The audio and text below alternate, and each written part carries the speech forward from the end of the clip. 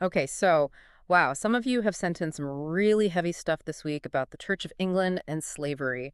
We're going to be looking at articles and some historical analysis and a bunch of reports all about how the Church of England was involved in the transatlantic slave trade. And and honestly, it's pretty shocking, some of the stuff in here about plantations and how they justified it, and it really makes you think about how faith and power got all mixed up back then. It's a complicated story. Yeah. And one that people don't really talk about much. I think a lot of people will be surprised to find out that like both the Catholic Church and the Protestant churches were really involved in the slave trade. Yeah. And we're talking like centuries ago, Mhm. not just a few people. It was like a whole system. Yeah, systemic is a good word for it because the sources we're looking at, it's like they were really deeply involved. We're talking about like popes in the 15th and 16th centuries literally saying it was okay to enslave Africans. They even took enslaved people as gifts. Like, how do you square that with your religious beliefs? And that's what makes this so interesting, right? They use like theological arguments to justify what they were doing, basically twisting scripture to fit their own narrative, Yeah. like the curse of Ham in Genesis. Oh, yeah. I read about that in one of the articles. That's the story where Noah curses his son Ham's descendants, right? And slave traders use that to say Africans were meant to be slaves. But But how did that one interpretation become, like, the only one? Weren't there other ways to understand that story? Oh, definitely. There were other ways to interpret it, but those interpretations, the ones about human dignity and all people being equal, those got ignored conveniently by the people who were profiting from slavery. It's like a perfect example of how powerful people can twist even like sacred texts to get what they want. So they just cherry-picked what worked for them. And it wasn't just the curse of Ham either, right? They used stuff from Ephesians, too, about obeying masters to try to keep the enslaved people from rebelling. It's crazy how they used faith like that as a tool to control people. Absolutely. And it wasn't just in the Bible verses either. The language they used to describe enslaved Africans was really dehumanizing, like calling them savages or barbaric made it easier to see them as less than human. And that made it easier to justify enslaving them. It's so awful, and what's worse is that it wasn't just talk. These sources talk about how the Church of England was directly involved in the Codrington sugar plantation in Barbados. They actually owned and ran it.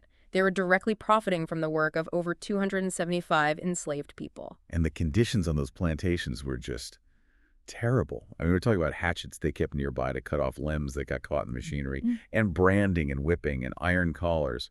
And the church was in charge of all of it. It's just, I mean, how could they do that? How could they do things that brutal and still call themselves Christians? Did anyone in the church say anything about it?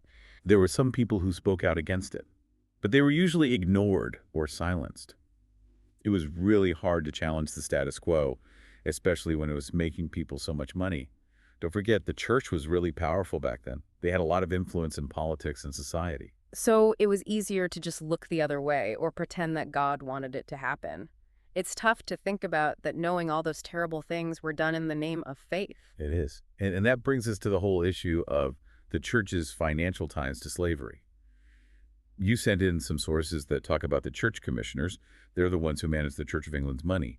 And they recently admitted that some of their investments and donations were linked to slavery. Yeah, I read about that. They found out that an older fund called Queen Anne's Bounty had invested in the South Sea Company. And that company was really involved in the slave trade. Queen Anne's Bounty was set up to help poor clergy, so it's kind of shocking to find out it was connected to slavery. Yeah, it really shows you how widespread the slave trade was. It touched almost everything, even things that seemed totally unrelated. But I also read that some historians don't think the church was directly involved through the South Sea Company.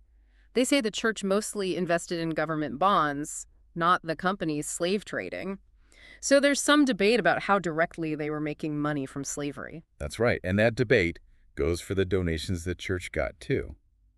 It's really hard to know how much of that money came from the slave trade.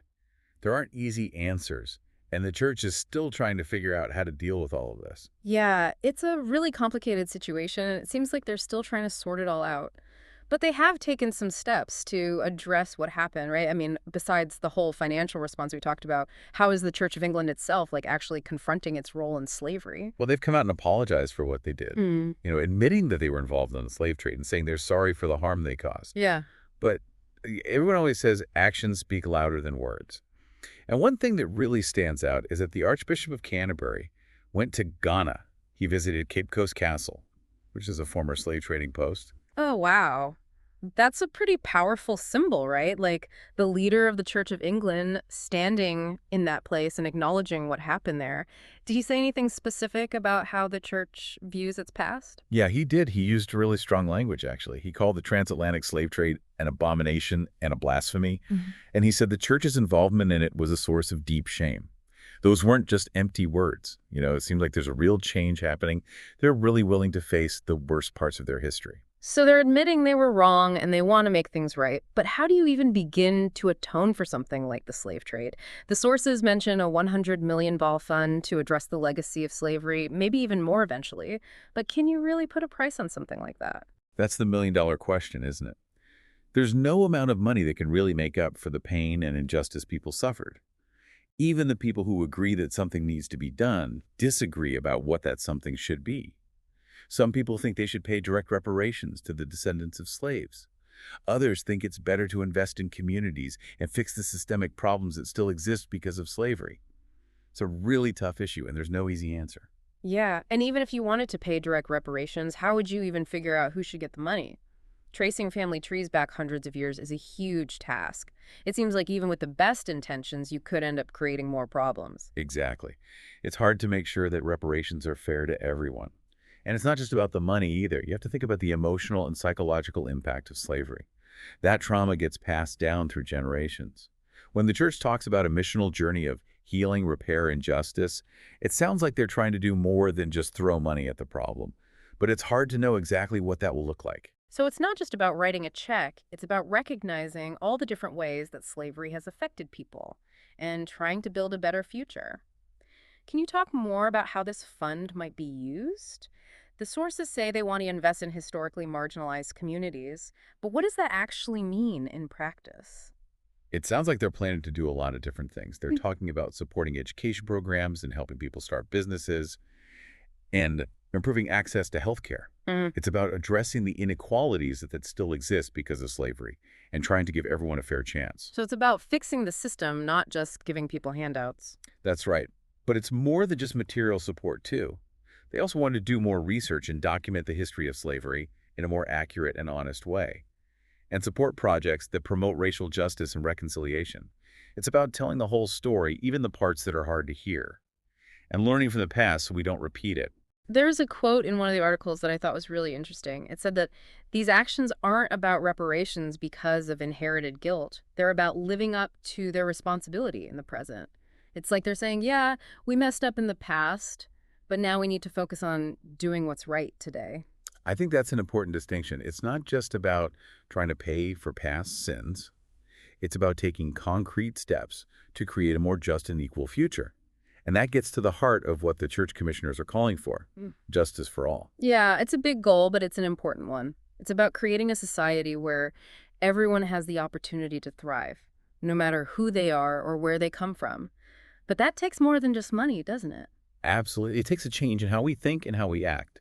We need to get rid of systems that oppress people and challenge racism and prejudice wherever we see it. So it's not enough to just say, I'm not racist. We have to actually do something about it.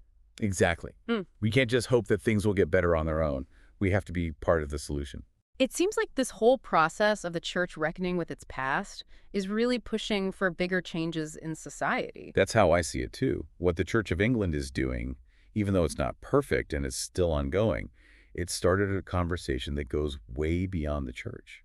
It's a conversation about taking responsibility for history and about the legacy of slavery and what we all need to do to create a fairer world.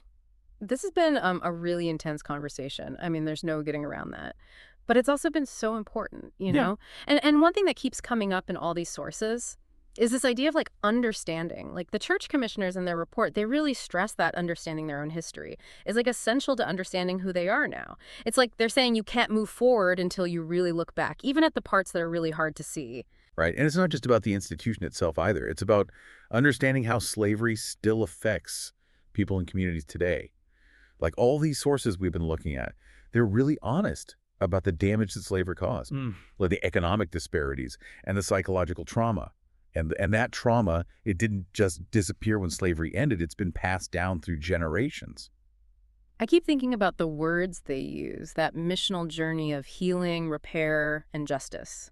It's not just about like throwing money at the problem. It feels like something much deeper. So what do you think that journey might look like? Well, the investment fund is definitely a big part of it. They're talking about using that money to help communities that have been marginalized, Hmm. especially the ones that were directly affected by the slave trade. Supporting things like education and job training and healthcare, things that can actually address those inequalities that are a direct result of slavery. Trying to make things a little more fair.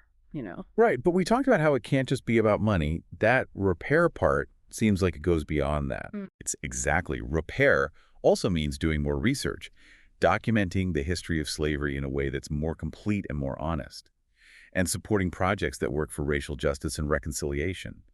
It's about telling the truth about what happened and educating people and having conversations that can lead to healing. There's this one line in one of the articles that really stuck with me. It said that these actions aren't about reparations because of inherited guilt. It's about living up to their responsibility in the present. It's like taking responsibility for the past, but focusing on what they can do right now to make things better. I think that's a really important point. It's not about just trying to pay for what they did wrong. It's about taking real action to create a future that's more just and more equal. And that goes back to that idea the church commissioners keep talking about, justice for all. What does that phrase, justice for all, mean to you? To me, it means a world where everyone has a chance to thrive, no matter who they are or where they come from. It means getting rid of the systems that keep people down and make things unfair, and working to create a world where everyone can reach their full potential. But that's a huge goal, right? Where do we even start? Starts with each of us. We've been talking about the church as an institution, but individuals have a responsibility too. We need to learn about the history of slavery and how it still affects people today. We need to be aware of our own biases and challenge prejudice and discrimination when we see it. We need to support organizations and projects that are working for equality and justice. It's not enough to just say, I'm not racist. We have to be actively anti-racist. So it's about taking action, challenging those systems that are built on oppression. Exactly. We can't just sit back and hope things will get better on their own. We have to be part of the solution. This deep dive has been about so much more than just the Church of England and slavery. It's been about facing some really uncomfortable truths and asking some really tough questions and thinking about what we can all do to build a better future. It's definitely given me a lot to think about. It's been great talking about all this with you. And for everyone listening, I hope you'll keep learning about this topic. We've just scratched the surface here. There's so many stories of perspectives and resources out there. Keep learning, keep asking questions, and keep working for justice. Thanks for being here. Until next time, keep driving deep.